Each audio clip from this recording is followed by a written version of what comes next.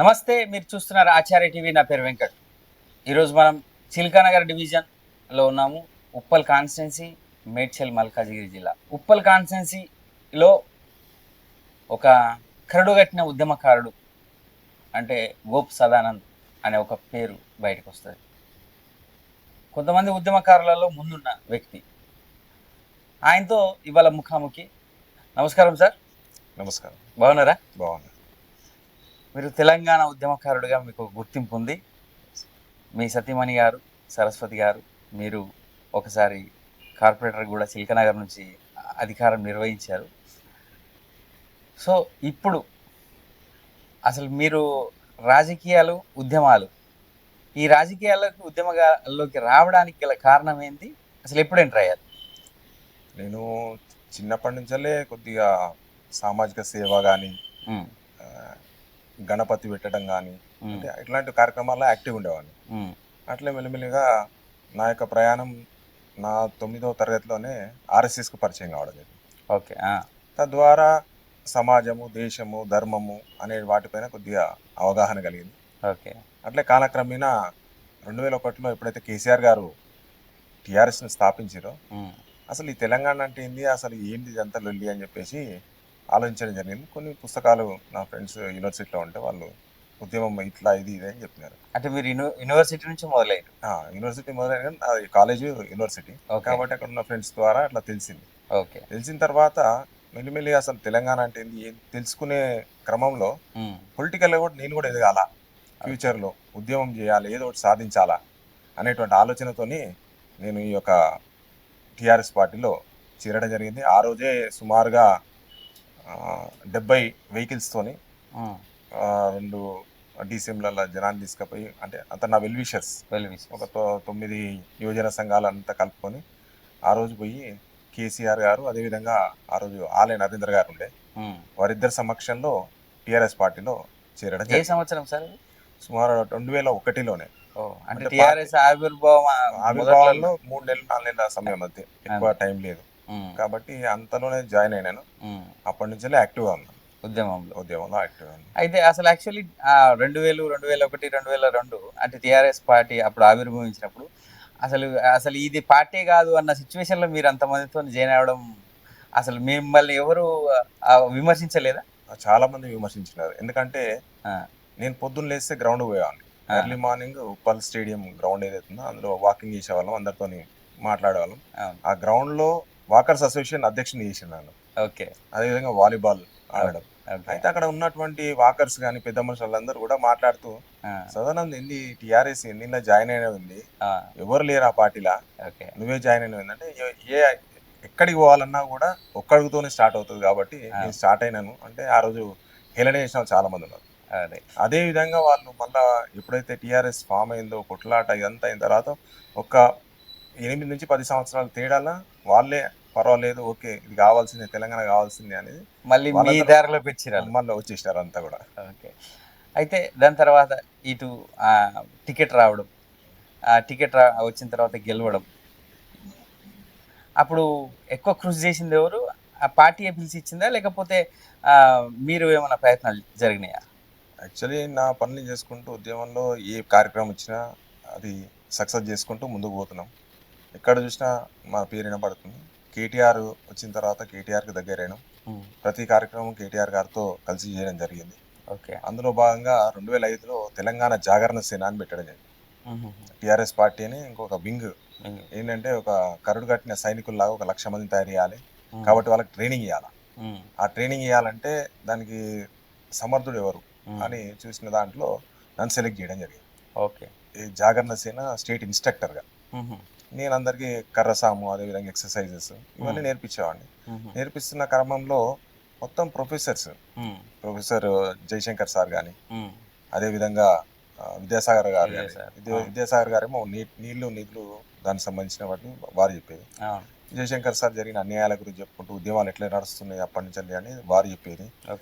ప్రకాష్ గారు, అదేవిధంగా భూమయ్య గారు, ఇట్లా మొత్తం ప్రెసిడెంట్ మెంబర్స్ 9 మందో 10 మందో ఉండే. వీళ్ళ స్పీచ్లు, విఠల్ గారు ఇట్లా వీళ్ళ స్పీచ్లు వింటుంటే, అంటే నేను ట్రైనింగ్ ఇచ్చిన తర్వాత ఏంటంటే సుమారుగా 1 డే ట్రైనింగ్ ఉంటుంది. పొద్దుంచలే మార్నింగ్ సెషన్ ఏమో ఓన్లీ ట్రైనింగ్. దాని తర్వాత అల్పాహారం ఆ విధంగా ఒక కాలకృత్యాలు తీసుకున్న తర్వాత 11:30 12 అంటే స్పీచెస్ స్టార్ట్ అవుతాయి. వీళ్ళు మొత్తం మోటివేషన్ డే మొత్తం మోటివేషన్ క్లాసెస్ ఉంటాయి. ఆ మోటివేషన్ క్లాసెస్ లో కూడా నేను స్టేట్ ఇన్స్ట్రక్టర్ కాబట్టి వాళ్ళు ఎమ్మటి స్టేజ్ పైన కూర్చునేవాడిని. ఓకే. కూర్చున్నప్పుడు వీళ్ళు చెప్పే విషయాలు వింటుంటే నాకు అరే ఇంత అన్యాయం జరిగిందా, తెలంగాణకి ఇన్ని రకాలుగా అంటే నేను కనెక్ట్ అవ్వడంతో పాటు ఇంకా కూడా ఖచ్చితంగా పనిచేయాలి రాష్ట్రం కోసం అనేది ఆ వాళ్ళ యొక్క స్పీచ్ల ద్వారా నాకు ఇంప్రెస్ అయ్యి అదే విధంగా ఇంకా కరుడు కట్టిన ఉద్యమకారుడు తీవ్రవాది లాగా ఉద్యమకారుని అయినా అంటే ఎట్లయినా తెలంగాణ సాధించాలి, తెలంగాణ ప్రజలకు స్వాతంత్రం రావాలి అనేది స్వేచ్ఛావాయులు. అదేవిధంగా టిఆర్ఎస్ పార్టీ పెట్టిందే నీళ్లు నిధులు నియామకాలు, అంటే ఇవి మనకు రావాలి అనేటువంటి ఉద్దేశంతో ఆ రోజు చేస్తున్న క్రమంలో ఎట్లయితే 2014 తర్వాత పార్టీ అధికారంలో రావడం, ఆ తర్వాత 16లో జిహెచ్ఎంసీ ఎలక్షన్స్, ఎలక్షన్స్ టైం వరకు కూడా ఒక ఉద్యమకారుని లాగానే పనిచేస్తా ఉన్నాం. పనిచేస్తున్న క్రమంలో ఏమైందంటే సుమారుగా నేనే 90% ఇక్కడ ఉన్న వాళ్ళని అంటే ఉప్పల్లో జాయిన్ అయిన వాళ్ళని 90% నేనే జాయిన్ చేసిన. మీరు మొదలైనప్పుడు ఎవరు లేరు, వచ్చిన లీడర్లంతా మాత్రమే వచ్చారు. మాత్రం వచ్చేసి ఏం చేశారు, ఎప్పుడైతే పార్టీ టికెట్ల కోసం అనౌన్స్ చేద్దాము ఇక టికెట్లు ఇస్తున్న సమయంలో విపరీతమైన కాంపిటీషన్. మాది సుమారుగా 145 తర్వాత 145 నెంబర్లు డిక్లేర్ అయిన తర్వాత లాస్ట్ 5 నెంబర్లో మా నెంబర్ వచ్చింది. అంటే దానికి కూడా ఎంత కాంపిటీషన్ అంటే సుమారుగా 19 మంది కాంపిటేటర్స్ ఇక్కడ. అందరూ నేను కార్పొరేటర్ కావాలి, నేను కార్పొరేటర్ కావాలి. ఇంతవరకు ఇక సరేలే పార్టీ అధిష్టానం ఎట్లా నిర్ణయిస్తే దాని ప్రకారం చేస్తామని చెప్పడం జరిగింది. అదేవిధంగా కేటీఆర్ గారు పిలిపించినారు, మాట్లాడినారు. మాట్లాడిన తర్వాత వారందరికీ సంజాయించేసి చివరిగా నేను గోప్సాన్ ఉద్యమకారుడు కాబట్టి ఆయనకి ఇస్తున్నాను, పాతోడు కాబట్టి మీరందరూ కలిసి పనిచేసి ఆయన గెలిపించుకు రావాలి అని చెప్పేసి డైరెక్ట్ వారు చెప్పి నాకు టికెట్ ఇవ్వడం జరిగింది. దాని తర్వాత గెలిచారు, 5 సంవత్సరాలు మంచిగా ప్రశాంతమైన పరిపాలన. ఇంకోటి అప్పుడున్న సమస్యల మీద బాగా పోరాడారు. దాని తర్వాత ఇంత మీకు బాండింగ్ ఉంది పార్టీ, ఉద్యమం నుంచి మీరు బాండింగ్లు ఉన్నారు, ఉద్యమం నుంచి రాజకీయాల్లోకి మలుపు తిరిగింది, రాజకీయాల్లో కూడా మీరు బాండింగ్ ఉన్నారు. ఇలాంటి పార్టీని పక్కన పెట్టి ఇప్పుడు కవిత గారు కొత్తగా తెలంగాణ కోసం ముందుకెళ్తుంటే బీఆర్ఎస్ పార్టీని కాకుండా మళ్ళీ కవిత గారి వైపు టర్న్ కావడానికి గల కారణం ఏంటి? ఇక్కడ ఒక చిన్న విషయం అండి. ఒక కార్పొరేటర్గా గెలిచినాం, సుమారు 8,000 మెజారిటీతో గెలిచినాం. ఇక్కడి నుంచి ఇక్కడ నిలబడ్డటువంటి ఎమ్మెల్యే వాళ్ళకి రాలేదు అంత మెజారిటీ, మేయర్కి రాలేదు, ఎవరికి రాలేదు. అటువంటిది 8,000 మెజారిటీ నాకు వచ్చింది. అంటే అంత వచ్చినా కూడా నెక్స్ట్ టైం ఏదైతే నెక్స్ట్ ఎలక్షన్స్ వస్తాయో పార్టీ వితౌట్ ఎనీ ఇంటిమేషన్, అంటే ఎటువంటి ఇప్పుడు కవిత గారు చెప్తారు కదా, కవిత గారు నాకు షోకాజ్ నోటీస్ ఇవ్వలేదు, ఏమి ఇవ్వలేదు, డైరెక్ట్ గా నన్ను పార్టీ నుంచి తీసేసినారు అన్నట్టుగా చెప్తున్నారు. వారు పెద్ద స్థాయిలో కాబట్టి ఈరోజు తిరగబడ్డారు. నేను ఆ రోజు అడిగినాను, నాకు ఎందుకు ఇవ్వలేదు, నేను చేసిన తప్పేంది, మేమన్నా కరప్టెడా లేకపోతే ఎక్కడన్నా ఏమన్నా ఇది చేసినామా చెప్పండి, మా తప్పేందో చెప్పండి, మేము మీరు చెప్పిన దానికి వింటామని చెప్పేసి అంటే కేటీఆర్ గారు ఒకటే మాట అన్నారు ఆ రోజు, మీ ఎమ్మెల్యేకు బాగాలేదు పరిస్థితి, నీ మీద మంచి అభిప్రాయం లేదు, ఎందుకంటే ఆయనకు సమౌజ్జీలు కాబట్టి రేపటి రోజున ఆయన కాంపిటీటర్ అవుతావు అనే ఉద్దేశంతో నేను పక్కకు పెడుతున్నాడు, చెప్పినా కూడా వినట్లేదు, కాబట్టి నీకు అన్యాయం ఇక్కడ జరుగుతుంది కాబట్టి న్యాయం చేస్తాం, నీకు స్పోర్ట్స్ అడిగి నీకేం కావాలండి, నేను చెప్పిన నాకు స్పోర్ట్స్ ఇంట్రెస్టెడ్ కాబట్టి స్పోర్ట్స్ చైర్మన్ చేయండి, నాకు ఇంకొక 2 నెలల్లో అది ఖాళీ అవుతుంది, సెకండ్ టైం రినివల్ చేసారు అని కూడా చెప్పినాను. ఓకే డన్ అన్నాడు. అప్పుడు ఆ ఎలక్షన్స్ లో కూడా ఇక్కడ ఎవరైతే నేను పార్టీలకు తీసుకొచ్చిన క్యాండిడేట్కి ఇచ్చినా కూడా నేను తిరిగి ఆయన గెలుపుకు తోడ్పాటుగా అందిస్తూ అక్కడ మంత్రి గారు వచ్చినుండే, సత్యవతి రాథోడ్ గారు వచ్చి వారు ఎమ్మటి నాకున్న పరిచయాల దగ్గర తీసుకెళ్ళి పరిచయం చేయడం జరిగింది. తద్వారా ఇక్కడ ఉన్నటువంటిది సెకండ్ టైం కూడా ఈ సీట్ మాత్రం గెలవడం జరిగింది, మిగతా సీట్లన్నీ ఓడిపోయినారు. అవును. అయితే కానీ మీరు ఒకసారి కార్పొరేటర్ అయితే మామూలుగా జనాలకు వాళ్ళ హావభావాలు మారిపోతాయి, వాళ్ళ వెహికల్స్ మారిపోతాయి, వాళ్ళు తిరిగే విధానం మారిపోతాయి. ఒక సామాన్యుడిలాగానే ఇప్పటికి ఉంటుంది, ఒక ఉద్యమకారుడిలాగానే కనిపిస్తారు. మళ్ళీ కానీ అట్లా మారకుండా మీరు ఉండడానికి గల కారణం ఏంటి అసలు? అంటే డౌన్ టు అర్త్ అండి. ఎప్పుడైతే నేను చెప్పాను కదా, ఆర్ఎస్ఎస్లో నేను నేర్చుకుంది అంటే డౌన్ టు అర్త్. మనిషి ఎప్పుడు కూడా కింది స్థాయి అట్లనే ఉండాలి, విలువలను పొడగొట్టుకోవద్దు. అదేవిధంగా ఉన్నటువంటి దాంట్లో నేను కార్పొరేటర్ ఎప్పుడైతే మాకు పదవి ప్రజలు అప్పగించారో, అది కూడా హైయెస్ట్ మేడతో అప్పగించినప్పుడు బాధ్యత మా మీద ఇంకా ఎక్కువ ఉంటుంది. అరే వీళ్ళు ఇంత మనల్ని నమ్మి చేసినప్పుడు మనం వాళ్ళకి ఏదో ఒకటి చేయాలి అనే ఆలోచనతోనే మేము ఒక కార్పొరేటర్గా బిహేవ్ చేయలేదు, ఏ కామన్ మ్యాన్ లాగా బిహేవ్ చేసినాం. మేము ఏ కార్లెక్కి తిరగలేదు, కేవలం నా కారు ఉంది, అది ఎప్పుడో ఒకసారి తీసేవాడిని. కానీ నా భార్యను వెనకాల నా 2 వీలర్ పైన ఎక్కించుకొని ప్రతి ఏరియా తిరిగేవాడిని. తిరగడం వల్ల అన్నట్టు ప్రతి వాళ్ళు కూడా అరే కార్పొరేటర్ నాకు ఎప్పుడో పోయింది కదా, ఇట్లే పోయింది మన దగ్గర ఉన్న వ్యక్తి లాగా. ఎందుకంటే నాకు పాత పరిచయాలు ఇక్కడ సుమారుగా ఒక 4,000 మంది యువకులు నా దగ్గరకు వచ్చి నేర్చుకునేవాళ్ళు. వాళ్ళందరూ కూడా వస్తే అన్నా నమస్తే నమస్తే అని కూడా తిరగడం. అంటే కార్లో పోతే ఏమవుతుంది, వాళ్ళు మనల్ని చూస్తుంటారు కానీ మనం వాళ్ళను నోటిఫై చేయం. అదే విధంగా బండి మీద అనుకో అన్న తమ్మి అనుకుంటా తిరగవచ్చు, కలియా తిరగవచ్చు. కాబట్టి వాళ్ళకున్న సమస్యలను ఆపినా కూడా ఆన్ ది స్పాట్ తెలుసుకోవచ్చు. అట్లా మేము కామన్ మ్యాన్గా తిరిగినాం. కవిత గారు ఆమెతో వెళ్ళడానికి మీకు పార్టీకి, బీఆర్ఎస్ పార్టీకి పడకపోవడం కారణమా, లేకపోతే ఆమె తీసుకున్న ఏదైతే నిర్ణయాలు ఉన్నాయో ఉద్యమకారులను పక్కన పెడుతున్నారు, లేకపోతే తెలంగాణ రాష్ట్రానికి ఇట్లాంటి దిక్సూచి కావాలి అనే నిర్ణయాలు కారణమా?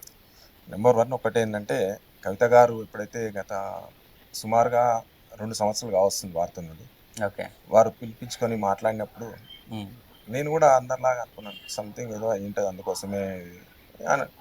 ఆమెతో ఎప్పుడైతే ఇంటరాక్ట్ అయ్యి మాట్లాడిన తర్వాత అరే ఇంత అన్యాయం జరిగిందా అంటే, సేమ్ అంటే ఒకసారి ఆలోచన చేస్తే నాకు ఇదే అన్యాయం జరిగింది కదా, పార్టీలో ఇదే అన్యాయం జరిగింది, నాకు కూడా ఎటువంటి షోకాజ్ నోటీస్ లేదు, ఏం లేదు. అరే అట్లాంటప్పుడు ఈమెను ఇట్లా దూరం పెడుతున్నారంటే పార్టీకి ఎవరైతే నచ్చారో వాళ్ళని మెల్లమెల్లగా దూరం పెడుతుంటారు. కాబట్టి మనం మనకు వాల్యూ ఉన్న కాడ మనం ఉండాలా అని చెప్పేసి ఫస్ట్ నుంచి మీలాగానే పోరాడిన వ్యక్తి. కాబట్టి ఇలాంటి అన్యాయం జరిగినప్పుడు సైమల్టేనియస్ ఇద్దరికి సేమ్ ఉన్నది. కాబట్టి నాకు కూడా చేయాలనే ఆలోచన ఉంది. ఉన్నప్పుడు ఏం చేసినంటే అక్కగారితో మాట్లాడి అన్ని రకాలుగా మరి రేపు రాబోయే రోజులు ఎట్లుంటుంది ఏంటంటే, పార్టీ పెడతామా పెట్టామా అంటే కూడా ఎటువంటి ఇది లేకుండా, అంటే అప్పటికి పార్టీ పెడతామని తెలియదు, కేవలం ఆర్గనైజేషన్లో పనిచేస్తాను నేను. మీ యొక్క ఐడియాలజీ నాకు నచ్చిందమ్మా, నేను చేస్తాను, నా ఐడియాలజీ ఇది. నేను ఎందుకంటే నాది ఒక ఆర్గనైజేషన్ ఉంది, తెలంగాణ పర్యావరణ పరిరక్షణ సమితి, దాని రాష్ట్ర అధ్యక్షుడిని. ఈ చెట్లకు సంబంధించి కానీ పర్యావరణకు సంబంధించిన కానీ చేస్తున్నాను. సేమ్ కవితక్క గారిది కూడా మన సంస్కృతి సాంప్రదాయాలు వీటిపైన ఉన్నది కాబట్టి ఈజీగా ఆలోచనలు కలిసి వారి ద్వారా పనిచేయడం జరుగుతుంది. అయితే మీరు అన్నట్టు బీఆర్ఎస్ పార్టీలో ఇంత బాండింగ్ ఉంది కదా, మేము ఒక చిన్న మాట చెప్తాను, ఒక ఉద్యమకారుగా మా ఉద్యమకారులందరూ కూడా ఒకటే ఉంటది ఏంటంటే, ఒక చెట్టు పెట్టినాం, ఆ చెట్టుకు నీళ్లు పోసినాం, కంప కట్టినాం, పెరిగింది, ఎవరో వచ్చిర్రు, దానికి ఉన్నటువంటి ఫలాలను తెంపుకొని తింటే బాధ లేదు మాకు. కానీ చెట్టు కొమ్మలేర కొడుతున్నారు, చెట్టునే నాశనం చేస్తున్నారు. అట్లా అవుతుంది కాబట్టే బాధ మాకు. ఒక ఉద్యమకారునిగా బాధ తట్టుకోలేక అరే దీన్ని ఎట్లా సరి చేయాలంటే ఆ రోజు నాకు శక్తి లేదు, అంత ఇది లేదు. ఎప్పుడైతే కవిత గారితో కలిసిన తర్వాత మా యొక్క శక్తి వారు మహాశక్తి కాబట్టి వారితో కలిసి ఈ రోజున పనిచేయాలనే ఆలోచనతోనే మేము ముందుకు రావడం జరిగింది. అంటే బీఆర్ఎస్ పార్టీ అంటే కోపం మేము లేకుండే. అంటే బీఆర్ఎస్ పార్టీకి రాష్ట్రంలో భవిష్యత్తు లేదంటారా? కష్టం. ఎందుకంటే చూడండి, బీఆర్ఎస్ పార్టీలో ఉద్యమకారులు ఎంతమంది ఉన్నారు ఈరోజు పనిచేసిన వాళ్ళు. కేవలం ఇతర పార్టీల్లో గెలిచి ఏ పార్టీ వచ్చినా సరే మేమే ఉంటాం లీడర్లము, మేమే మినిస్టర్లు అవుతాము, మేమే ఎమ్మెల్యేలు అవుతాము అన్నట్టుగా ఏదో సినిమాలు వచ్చినట్టుగా కనబడతా ఉంది. ఫస్ట్ టర్మ్ లో పార్టీ గెలిచినప్పుడు ఉన్న వేవ్స్ ఇప్పుడు లేవు, అస్సలు లేవు. పబ్లిక్ లో కూడా నైరాశ్యత ఉంది. ఈ రోజున కవితక్క గారు మాట్లాడేటువంటి విషయాల్లో 100% సత్యంగా మాట్లాడుతున్నారు. వారు జరిగినటువంటి విషయాలు వారు బయటకు వచ్చినప్పుడు కూడా ఏదైతే అమరవీరుల స్తూపం దగ్గర పోయి నన్ను క్షమించండి, ఆ రోజు నేను ఆ కోటరీలో ఉన్నాను, ఆ గవర్నమెంట్ లో ఉన్నాను కాబట్టి నేను మాట్లాడలేకపోయినాను అని చెప్పేసి వారు బహిరంగంగా క్షమాపణ చెప్పారు తెలంగాణ ప్రజలకు. నేను ఇంకా కాస్త పోరాడేది ఉండే, ఉద్యమకారుల గురించి పోరాడేది ఉండే, తెలంగాణ ప్రజల గురించి పోరాడేది ఉండే, కానీ పోరాడలేకపోయినా. ఎందుకంటే బికాస్ ఆడ బాస్ చెప్పిందే వేదం కాబట్టి నా యొక్క తప్పు నేను ఒప్పుకుంటున్నా అని చెప్పేసి అనేక వేదికల పైన అనేక సార్లు వారు తెలంగాణ ప్రజలకు నన్ను క్షమించండి, ఆ రోజు ఆ విధంగా ఉన్నది కాబట్టి నేను చేయలేకపోయినని ఉమ్, బాహాటంగా చెప్పినారు. ఎందుకంటే ఉమ్, తప్పు చేసి తప్పించుకునే వాళ్ళు ఉంటారు, కానీ ఉమ్. జరిగిన తప్పును ఒప్పుకునేటువంటి హృదయం కవితక్క గారి దగ్గర చూసి. ఇప్పుడు కవిత గారి పార్టీ నుంచి ఇప్పుడు మీకు ఎలాంటి పదవులు ఉన్నాయి మీకు? ప్రస్తుతం ఏదైతే జాగృతిలో నాకు ఉప్పల్ కాన్స్టిట్యున్సీ కన్వీనర్గా నా యొక్క బాధ్యతలు ఉన్నాయి. ఉమ్, అదేవిధంగా పార్టీ ఇప్పుడు పెట్టినారు, అన్నీ అయిన తర్వాత నెక్స్ట్ ఏ విధంగా కంటిన్యూ చేస్తారా లేకపోతే ఏమన్నా చేంజెస్ ఉంటాయనేది కవిత గారు వారే నిర్ణయం తీసుకుంటారు. ఉమ్. అంటే ఇప్పుడు కవిత గారితో మీకు బాండింగ్ ఉంది, మంచి సముచిత స్థానం అయితే ఇస్తారనే ఒక నమ్మకం ఉందా? 100% ఉందండి. ఉమ్, ఎందుకంటే చాలా మంది లీడర్లను చూసినాం, ఓకే. చాలా మంది లీడర్లను చూసినాను. కొద్దిమంది లీడర్లు మామూలు వచ్చి మాతోని నా ఎట్లా చేయాలి ఏం చేయాలనుకుంటూ వచ్చి ఎంపీలు ఎమ్మెల్యేలు నిలబడ్డారు. అవును. వారు కూడా వస్తలేడు, ఒక ఎక్స్ కార్పొరేటర్ వస్తలేడు అంటే ఎందుకు వస్తలేడని ఏ ఒక్క రోజు కూడా వచ్చి మాట్లాడిన దాఖలాలు లేవు. ఉమ్, కేవలం వాళ్ళకి భజన చేసే వాళ్ళని 4 నెంబర్ పెట్టుకొని ఉమ్, తిరుగుతూ ఉన్నారు. అదే. రాబోయే రోజుల్లో ప్రజలే గుణపాఠం చెప్తారు. ఓకే. అయితే ఇప్పుడు మీరు పరిపూర్ణంగా కవిత గారి పార్టీలో ఉన్నారు కాబట్టి, ఒక ఉప్పల్ కాన్స్టిట్యున్సీ ఇన్ఛార్జిగా కూడా ఉన్నారు కాబట్టి, రాబోయే ఎలక్షన్లో అంటే ఇప్పుడు జిహెచ్ఎంసీ మన హైదరాబాద్ ఉన్న 3 మల్కాజ్గిరి కావచ్చు, సైబరాబాద్, హైదరాబాద్ కావచ్చు, హైదరాబాద్కి సంబంధించి మీ పార్టీ పర్ఫార్మెన్స్ ఎలా ఉండబోతుంది? ఏమైనా కార్పొరేటర్ లో ముందుకొచ్చి గెలుస్తారా?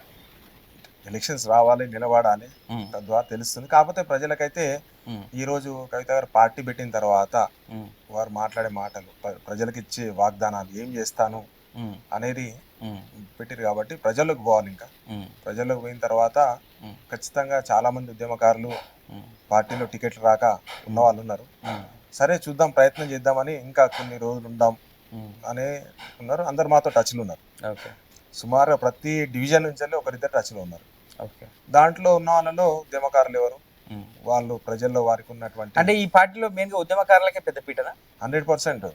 ఉమ్, ఎందుకంటే ఉమ్, ఉద్యమకారులకి ఫస్ట్ ప్రయారిటీ ఇస్తా చెప్పేసి కవితక్క గారు చెప్పినారు. ఉమ్, దాంతోపాటు యువకులు, ఉమ్, మహిళలు ఉమ్, స్పెషల్గా. ఉమ్, కాబట్టి వాళ్ళకు కొత్త వాళ్ళకు ఛాన్స్ ఇవ్వాలి ఓకే. అనేది ఆలోచన మా యొక్క ఓకే. పార్టీలో ఉంది. కాబట్టి రాబోయే రోజుల్లో ఖచ్చితంగా ఉద్యమకారులకు ఉంటుంది, అదేవిధంగా యువకులకు, మహిళలకు కూడా పెద్దపీట ఉంటుంది. ఓకే. అదేవిధంగా బీసీ కాన్సెప్ట్ బీసీలలో అంటే మీరు సక్సెస్ అని నేను అడిగితే నాకు ఒకటే ఆలోచన వచ్చింది. ఫస్ట్ సక్సెస్ మీది ఖమ్మం ఇష్యూ అనుకోవచ్చా? దానికంటే ముందు కూడా ఉంది. అవునా? ఎందుకంటే ఢిల్లీలో పోయి ఎప్పుడైతే కవితక్క గారు మహిళా బిల్లు గురించి అన్ని రాష్ట్రాల్లో ఉన్నటువంటి మహిళా సంఘాలను పిలిచి పెద్ద ఎత్తున చేస్తే, ఆ రోజున బీజేపీ గవర్నమెంట్ ఉంది, ఉమ్, వాళ్ళు ఏం చేశారు, దాన్ని ప్రపోజల్లో పెట్టినారు 33% ఇస్తామని చెప్పేసి. ఆ రోజు ఉమ్, మొన్న జరిగిన పరిణామాలు అయితే మీ అందరు చూసినారు. అవును. కాకపోతే అదొకటి. దాని తర్వాత వెలుగుమట్ల మొన్న ఈ మధ్య చూసినట్టయితే అవును. అదేవిధంగా చాలా ఉన్నాయి. ఉమ్, కవితక్క గారు తెలియకుండా కొన్ని వందల మంది ఉద్యమకారులకు ప్రతి నెల జీతం రూపంగా, వాళ్ళకి పెన్షన్ రూపంగా ఇచ్చి ఉమ్, వారు ఆదుకుంటారు. ఆదుకున్నటువంటి చాలా ఉన్నాయి. హాస్పిటల్స్ కానీ, కాలేజెస్ కానీ. ఉమ్. వారి అంటే ఇప్పుడు పార్టీ అనుకున్నప్పటి నుంచి అంతకు ముందు నుంచి అంతకు ముందు నుంచి కవితక్క అంటే గారి గ్రౌండ్ లో ఈ క్రేజ్ అనేది ఉమ్, ఇప్పుడులో వచ్చింది కాదు. ఉమ్. కాబట్టి అప్పుడే కూడా ఆమెకు ఎంపీగా అయ్యడానికి కారణం కూడా ఒకసారి ఇంటర్వ్యూలో చెప్పింది. ఓకే. అంటే ఆమె చెప్పలేదు, ఉమ్, కవితక్క గారు చెప్పలేదు. ఉమ్, కవితక్క గారుకి ఎట్లా ఎంపీ సీట్ వచ్చింది అనేది ఉమ్, కపిల్ భాయ్ దిలీప్ కుమార్ గారు అని ఉండే, ఉమ్, కేసీఆర్ దగ్గర ఉండేవారు. ఓకే. ఆయన చెప్పిన ఇంటర్వ్యూలో విన్నాను. ఉమ్, అంటే ఆ సరౌండ్స్ క్రియేట్ చేసింది. ఓకే. అంటే జాగృతి నుంచి అన్ని కార్యక్రమాలు చేసింది కాబట్టి ఉమ్, వాటి ద్వారా కవిత గారికి అరే చేసినటువంటి కార్యక్రమాలను చూసి ఓహో ఈమెకి ఇవ్వాల్సిందే అంటే తప్పనిసరి పరిస్థితిలో ఇచ్చింది. అదేవిధంగా ఈరోజు కూడా పార్టీ పెట్టి ఖచ్చితంగా గెలుస్తుంది కాబట్టి అని అందరూ ఆలోచన చేస్తారు, పబ్లిక్ ఆలోచన చేస్తారు. అదే రాబోయే రోజుల్లో ఖచ్చితంగా పట్టం కడతారు. ఇప్పుడు ఉప్పల్ నుంచి కానీ చిలకనగర్ నుంచి కానీ మీరు పోటీ చేసే ఆలోచనలు ఏమైనా ఉన్నాయా? మేము ఆల్రెడీ ఇంతకుముందే పోటీ చేసినాం, ఐఎస్ మేడతో గెలిచినాము. ఓకే. ఇప్పుడు నా బాధ్యత నేను పోటీ చేస్తాను అనేది అధిష్టానం నిర్ణయిస్తుంది. ఓకే. కానీ నేను కొన్ని కార్పొరేటర్ గెలిపించుకోవాల్సిన బాధ్యత మా మీద. కాబట్టి ఆ విధంగా మేము పనిచేస్తాం. రాబోయే రోజుల్లో ఇక్కడ ఉప్పల్లో ఉన్నటువంటి మేజర్ కార్పొరేటర్స్ గెలవడానికి ప్రయత్నం చేస్తాం. అంటే ఒకప్పుడు కార్పొరేటర్లు అంటే మీరు అన్నట్టు మీ సమయంలో ఉద్యమకారుడు అయితే ఒక వే ఉండే, లేకపోతే పార్టీకి సేవ చేసేటోడు, లేకపోతే జనాలకు దగ్గర ఉంటాడు. ఇప్పుడు అది కాకుండా టోటల్ మీ బీఆర్ఎస్ పార్టీ నుంచి అనుకోవచ్చు, లేకపోతే అన్ని పార్టీలు కలిపి అనుకోవచ్చు, డబ్బుతో డబ్బుమయమైపోయి డబ్బున్న వాళ్ళకి ముందు పెద్దపీటేసి డబ్బు ఖర్చు పెట్టే వాళ్ళతోనే గెలిచే అవకాశాలు ఉన్నాయని చెప్పేసి ప్రతి పార్టీ చూస్తుంది. ఇలాంటి సమయంలో ఇప్పుడు మీరు కవిత గారి పార్టీలో ఉన్న, లేకపోతే మీ అనుచరులు ఇప్పుడు కొంతమంది గెలిపించుకుంటానన్నారు, ఇంత డబ్బు ఖర్చు పెట్టి మీరు ముందుకు రాగలుగుతారా? డబ్బు అనేది ఒకటే ప్రామాణికం కాదు.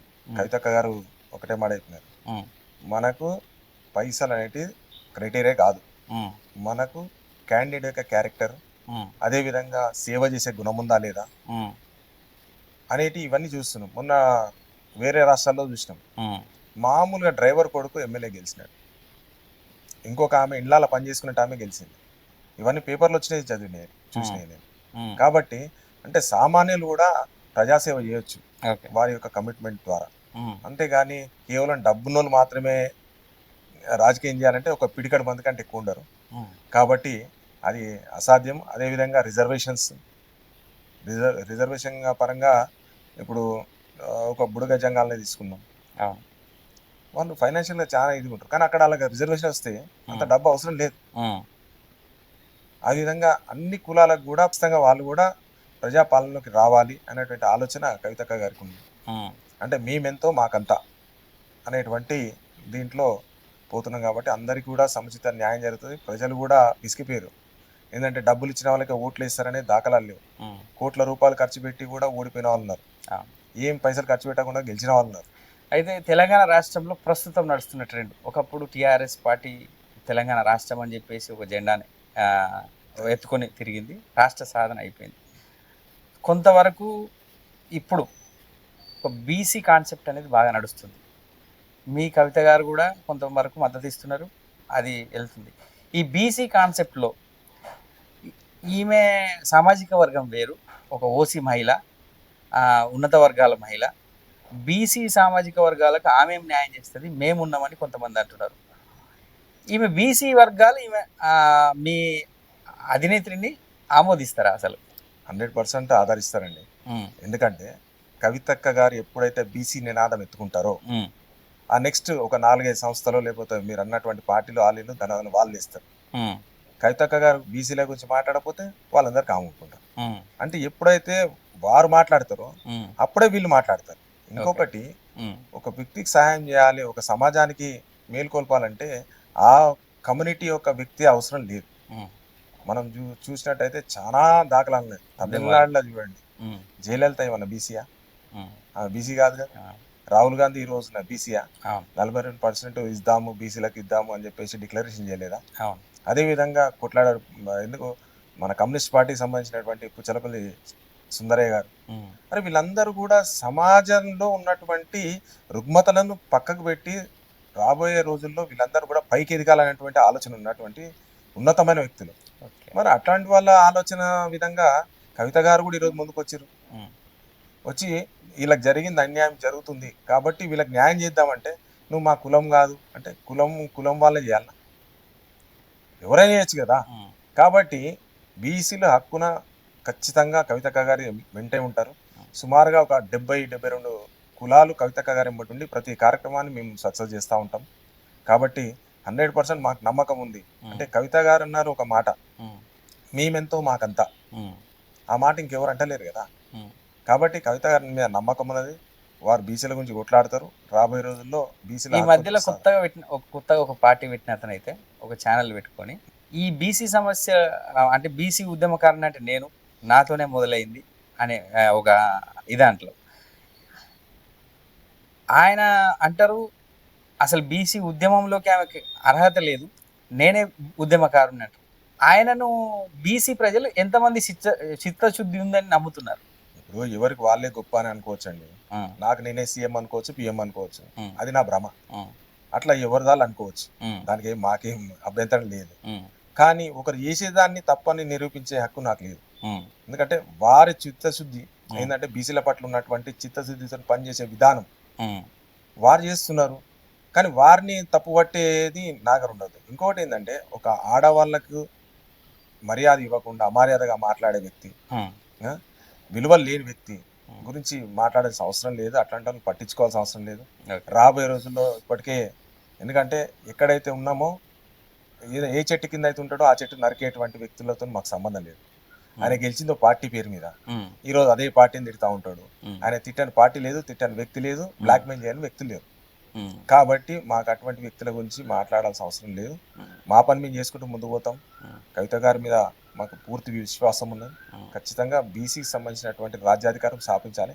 వీరికి ఎట్లుంటుందంటే, ఎవరైతే మెయిన్ లీడర్ ఉన్నారో, అంటే లైమ్ లైట్లకు వస్తున్నటువంటి లీడర్ను వెంటనే ఏమన్నా అంటే ఫోకస్ అంతా కూడా ఆయన, ఎందుకంటే ఒక మీడియా నుంచి వచ్చిన వ్యక్తి కాబట్టి వెంటనే మీడియా అంతా అటెన్షన్ అంతా కూడా అతని పైనకి వెళ్తుంది. కాబట్టి ఆయన బిజినెస్ చేసుకోవాలి, ఆయన టీఆర్పీ పెంచుకోవాలి, అంతే ఆలోచనతో ఆయన ఉన్నాడు. ఆయన చేసుకొని ఇబ్బంది ఏం లేదు. కానీ ఎదుటి వాళ్ళని అనే ముందు కొద్దిగా ఆలోచించి మాట్లాడితే బాగుంది. అందులో మహిళలను అనే ముందు, ఎందుకంటే అందరూ సౌమ్యంగా ఉండరు. ఆల్రెడీ ఓసారి దాడి జరిగింది. మరి రాబోయే రోజుల్లో కేవలం పార్టీ వాళ్ళే కాకుండా ఇతరులు కూడా దాడి చేసే ఛాన్స్ ఉంటుంది. ఎందుకంటే ఎస్పెషల్గా మహిళల్లో చాలా అవేర్నెస్ వస్తుంది. కాబట్టి జాగ్రత్త ఉంటే బాగుంటుంది. వారి విలువలను కాపాడుకుంటూ వారికి ఉన్నటువంటి బాధ్యతను విస్మరించకుండా దాన్ని గౌరవిస్తూ ఒక గౌరవపదమైనటువంటి స్థాయిలో ఉన్నారు. కాబట్టి హుందాగా మాట్లాడితే బాగుంటుందని నా సూచన, అంతకంటే. ఓకే, ఫైనల్గా ఉప్పల్ అభివృద్ధి అంటే మీరున్నప్పటి నుంచి కానీ, లేకపోతే ఇప్పుడు ప్రస్తుతం కాంగ్రెస్ గవర్నమెంట్ వచ్చింది, ఈ కాంగ్రెస్ గవర్నమెంట్ వచ్చినప్పటి నుంచి మీ కాన్స్టిట్యున్సీ మీరు ఒక కాన్స్టిట్యున్సీ స్థాయి వ్యక్తి కాబట్టి అభివృద్ధి ఎలా ఉంది అని అంటే ఏం చెప్తారు? కామన్గా జిహెచ్ఎంసీలో ఉండే సమస్యలు, మోరీల సమస్యలు, రోడ్ల సమస్యలు, ఇంత వాటర్, వాళ్ళకి కావాల్సింది ఈ మూడే. కాబట్టి ఇప్పుడైతే వర్క్ నడుస్తుంది. కాకపోతే ఏంటంటే, పాత ఏదైతే ఖరాబ్ ఉన్నటువంటి రోడ్లు వేస్తున్నారో, ఓకే, ఆ రోడ్లు వేయడంలో మంచిదే. కానీ కాకపోతే అదే విధంగా మంచి రోడ్లను కూడా తవ్వేసి ముందున్న పాత పైప్ లైన్ తీసేసి ఎటువంటి మరమ్మతులు అవసరం లేకున్నా సరే వాళ్ళ కమిషన్ల కోసం ఈరోజు డెవలప్మెంట్ పేరుతోని ప్రతి గల్లీని తవ్వడం, చేయడం ఇవన్నీ చేస్తూ ఉన్నారు. కాబట్టి అంత ప్రజాధనం. కాబట్టి అడిగేవాళ్ళు లేరు, చేసేవాళ్ళు లేరు. కాబట్టి ఇష్టారాజ్యంగా వాళ్ళు చేసుకుంటా ఉన్నారు. అదేవిధంగా ఈరోజు ప్రజలైతే ఎట్టి పరిస్థితుల్లో కూడా గవర్నమెంట్ మీద హ్యాపీగా లేరు. కాబట్టి రాబోయే రోజుల్లో వాళ్ళకు తగిన బుద్ధి చెప్తారు ప్రజలు. ఉప్పల్ శిల్కానగర్ ప్రధాన రహదారి కూడా అసలు రోడ్ డివైడ్ కానీ, లేకపోతే రోడ్ వైండింగ్ కానీ కాకుండా ఇంకా అట్లే జాప్యంగా ఉండడానికి కారణం ఏంది? అసలు మీరు దాని మీద ఏమైనా ఫోకస్ చేసే అవకాశాలు ఉన్నాయా ఇప్పుడు జిహెచ్ఎంసీ ఎలక్షన్లలో? జిహెచ్ఎంసీ ఎలక్షన్స్లో అంటే ఇప్పుడు ఉన్నటువంటిది మాకు చిలికనగర్ మెయిన్ రోడ్ ఏదైతుందో అదే ఆల్రెడీ ఇండ్లు కట్టేసినారు. తర్వాత ఇండస్ట్రియల్ ఏరియా ఉంది. ఇండస్ట్రియల్ ఏరియా తర్వాత అటువైపు బోడుపల్ వస్తుంది, ఇటువైపు నాచారం వస్తుంది, చిలికనగర్ వస్తుంది. కాబట్టి 3 మధ్యలో రోడ్ ఉంటుంది. ఆ యొక్క రోడ్ని ఎడల్పు చేయాలంటే సుమారు కోట్ల రూపాయల డబ్బులు ఇచ్చేసి వాళ్ళ దగ్గర నుంచి వెళ్ళి తీసుకోవాల్సిన పరిస్థితి. చేసినారు, ఇంతకుముందు ఎక్స్టెండ్ చేసి రోడ్ ఎక్స్టెండ్ చేసిన అప్పుడు చేసినప్పుడే ఇంకొక 20 ఫీట్లు కొడితే అయ్యిపోయేది. అప్పుడు కాకుండా 60-80 ఫీట్లు కొట్టి వదిలిపెట్టేసినారు. ఈ రోజున 100 ఫీట్లు కొడతా, రేపు మళ్ళీ 120 ఫీట్లు కొడతా అంటే ఇప్పుడున్న పరిస్థితిలో మాత్రం కాంగ్రెస్ గవర్నమెంట్ లో కాని పని. ఎందుకంటే ఇప్పటికే ప్రజల నుంచి వెళ్ళి చాలా వ్యతిరేకత వస్తుంది హైడ్రా పేరు మీద. ఇంకోటి ఏంటంటే ముఖ్యంగా శ్మశాన వాటికలు, అటు ఇటు ఉన్నాయన్నీ కూడా శ్మశాన వాటికలు సుమారుగా. కాబట్టి ఈరోజు మనిషి చనిపోతే అట్లీస్ట్ ఖననం చేయాలంటే పరిస్థితి రేపటి రోజున ఎక్స్టెండ్ చేస్తే కనుక ఆ ప్లేస్ కూడా మిగలదు. కాబట్టి ప్రజల నుంచి చాలా వ్యతిరేకత ఎదుర్కోవాల్సి వస్తుంది. కాబట్టి నాకు తెలిసి వాళ్ళు చెయ్యరు ఇప్పుడున్న పరిస్థితిలో.